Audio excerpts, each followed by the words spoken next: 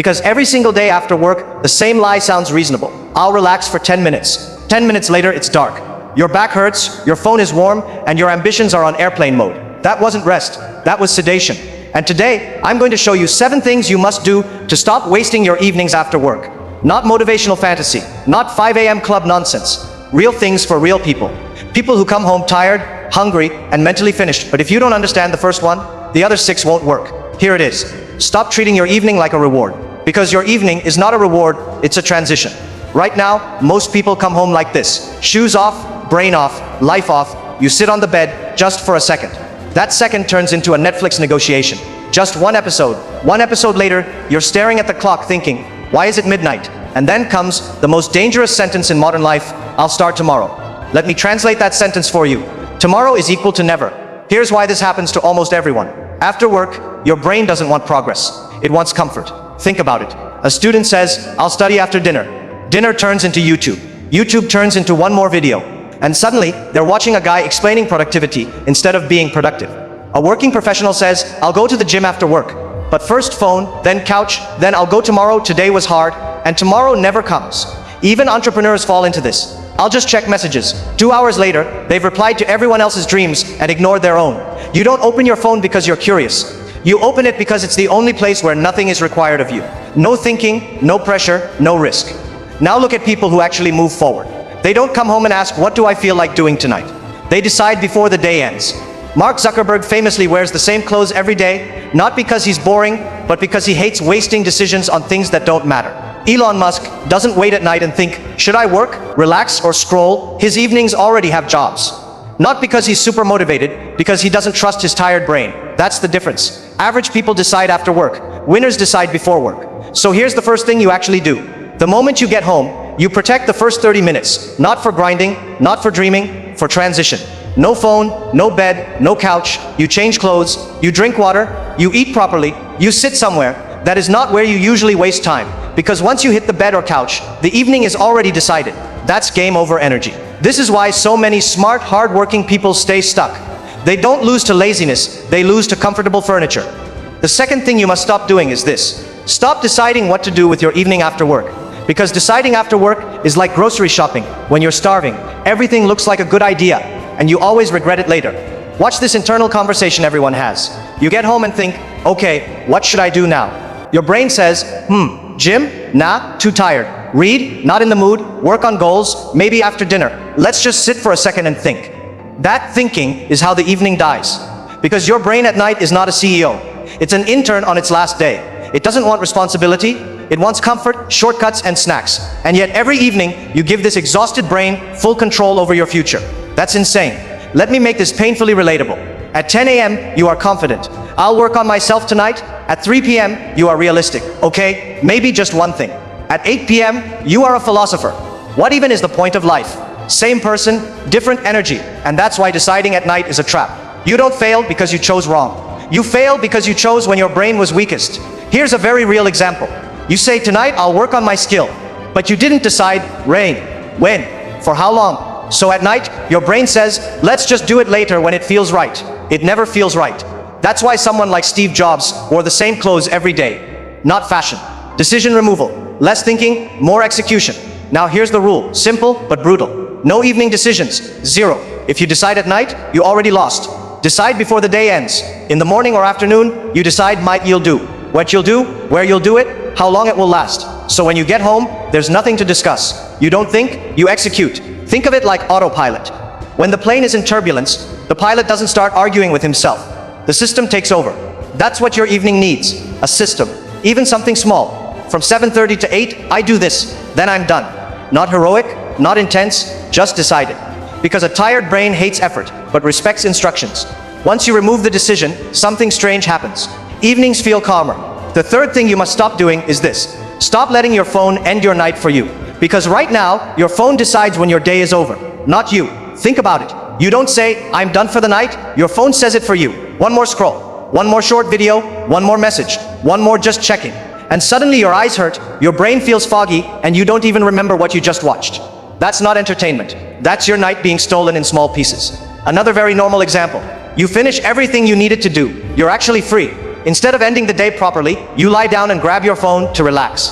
30 minutes later, your brain is overstimulated, your body is tired, your sleep is ruined. You didn't relax, you just delayed tomorrow's energy. This is why people wake up tired, even when they slept enough. Their body slept, their brain never shut down. Someone like Kobe Bryant was obsessive about sleep, not scrolling, not one more thing, sleep. Because he understood, if you lose the night, you lose tomorrow. Or look at Tim Cook. Early mornings, sharp focus. Not because of motivation, but because nights actually end. No endless scrolling, no digital noise till midnight. That's the difference. Let me say something uncomfortable. Your phone is not ruining your life during the day, it's ruining it at night. Because night is when momentum is decided. Sleep quality, mood, discipline, energy. And the phone gets the last word. Here's the simple truth. If your phone is the last thing you touch at night, it will be the first thing controlling you in the morning. That's not motivation talk, that's reality. So here's the third rule, simple and normal. Your night must end on purpose. You choose a time, you choose an action, and after that the phone is done.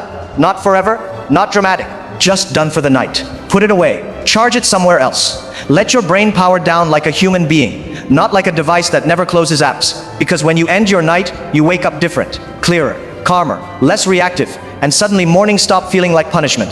The fourth thing you must stop doing is this. Stop eating like your evening doesn't matter. Because for most people, dinner is not food, it's a shutdown button. Let me show you how normal this is. You come home tired, you're hungry, you tell yourself, I'll eat first, then I'll do something. Then you eat too much, too fast, or too late. 10 minutes later, your body feels heavy, your brain feels slow, your motivation disappears. And you say, yeah, today is not the day. That's not laziness, that's biology. Here's a painfully real example. You sit down with food and your phone, you eat while scrolling. You don't even notice you're full until you're uncomfortable. Now your body wants one thing, sleep. Not learning, not thinking, not effort, just survival mode. Students do this all the time. Big dinner, late night, then they say, I'll study after I digest. They never study. And here's the part nobody wants to hear. What you eat at night decides how ambitious you're allowed to be. If your body is busy digesting, your brain is not building. That's why evenings feel short. It's not time, it's energy. Now look at people who are consistent. Someone like Cristiano Ronaldo doesn't eat randomly at night, not because he's obsessed, but because he understands one thing. Fuel decides performance. Or look at LeBron James. Recovery, timing, sleep, all protected. Because you can't demand focus from a tired body. Here's the simple rule. Your dinner should not end your night. If you need to lie down after eating, you ate wrong for that time of day. Evenings are not for food comas. You don't need a perfect diet. You don't need rules from Instagram. Just this, already a little lighter, eat a little earlier, eat with attention, so your body doesn't shut your brain down. And this is why so many people feel like, I only have energy on weekends. No, you're just eating like every night is the weekend. Fix this one thing, and suddenly, evenings feel usable. The fifth thing you must stop doing is this. Stop planning productive evenings. Plan tiny wins instead. Because most evenings don't fail from laziness. They fail from overconfidence. Watch how normal this is. At 6 p.m., you feel ambitious. You say, tonight I'll fix my life. You plan to work out, read, learn a skill. Plan tomorrow, sleep early. That's not a plan. That's a fantasy. By 8 p.m., reality arrives. You're tired. Your brain is slow. And that beautiful plan collapses. So you do nothing. Not because you're lazy, because the bar was ridiculous. Students do this perfectly. I'll study all chapters tonight. They open the book, see how much there is. Close the book. Working people do it too. I'll work on my side project tonight. They sit down, think about everything that needs to be done, feel overwhelmed, open their phone, and then they say, tomorrow I'll do it properly. No, tomorrow you'll do the same thing. Now look at people who are consistent. They don't plan productive evenings. They plan small guaranteed wins. Not I'll work out, but I'll do 10 minutes. Not I'll learn this skill, but I'll do one small part. Not I'll change my life, but I'll finish one thing. That's the difference. Someone like Steve Jobs didn't build success on motivation. He built it on systems that made progress too small to fail. Tiny wins. Because tiny wins do something powerful. They remove resistance. So here's the rule. Your evening should have one tiny win, not 5. Not a list. 1. Something so small you'd feel stupid skipping it. Write 1 paragraph. Read 2 pages. Do 5 push-ups. Send 1 important message. Once that win is done, you can stop. No guilt, no pressure. And here's the funny part. Most of the time, after 1 tiny win, you keep going. But even if you don't, the evening still counts, because progress happened. That's how consistency is built. The 6th thing you must stop doing is this. Stop carrying your workday into the evening. Because for most people, work doesn't end at 6 p.m. It just changes location. You leave the office, but the meeting follows you home. The email follows you to dinner. Your boss follows you to bed, rent-free. Let me show you how normal this is. You're sitting on the couch, phone in hand, but you're not really there. You're replaying a conversation. I should have said that differently. I hope they didn't misunderstand. What if tomorrow goes bad? Your body is home, your brain is still at work. Another very common example. You're trying to relax, but suddenly you remember an email. So you open your phone just to check. One email turns into five. Five turns into stress. Now you're irritated for no reason. You weren't paid for this hour, but you worked anyway. That's unpaid overtime in your head. Students do this too. They finish classes, go home, and spend the entire evening stressing about deadlines, grades, what they didn't do. They don't study, they don't rest, they just worry.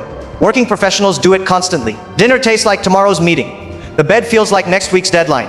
And then they say, I don't have energy in the evening. Of course you don't. You never clocked out. Here's the truth nobody tells you. Your job already took your hours. Why are you donating your piece too? Someone like Jeff Bezos talks openly about protecting his evenings and sleep. Not because he's lazy, but because clear thinking tomorrow matters more than anxious thinking tonight. Or look at Ariana Huffington. She burned out once by never switching off and then rebuilt her entire philosophy around rest and boundaries. That's not weakness, that's intelligence. Here's the simple rule. When work ends mentally too. That doesn't mean you stop caring. It means you stop rehearsing problems you can't fix at night. If something can be handled tomorrow, it does not belong in tonight's head. So give yourself a shutdown ritual. Write tomorrow's one task down. Close the laptop. Say it out loud if you have to.